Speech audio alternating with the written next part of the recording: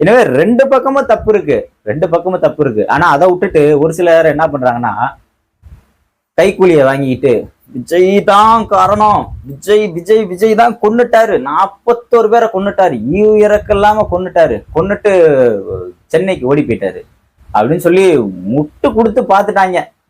முட்டுன்னு முட்டி பார்த்துட்டாங்க.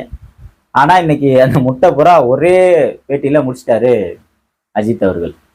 உள்ளபடியே மக்களே, இந்த கரூர் துயர சம்பவத்தின் மீது மக்களுக்கு ஒரு மிகப்பெரிய பங்கு இருக்கு. ஏன்னா ஒரு கூட்டத்துல போய் நிற்கும் போது நம்ம கொஞ்சமாவது சுய ஒழுக்கத்தோட நம்ம இருக்கணும். ஏன்னா இப்ப அதே இடத்துல பாத்தீங்கன்னா அதிமுக கூட்டம் நடந்துச்சு, எந்த ஒரு அசம்பாவிதம் நடக்கலையே, அது எப்படி?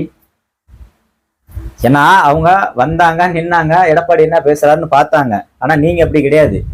போயிட்டு முண்டி அடிச்சுக்கிட்டு அந்த வேனுக்கிட்ட போய் பக்கத்துல போகணும், இன்ஸ்டாகிராம்ல லைவ் போடணும், ஃபேஸ்புக்ல போட்டா போடணும்ட்டு கிறுக்கு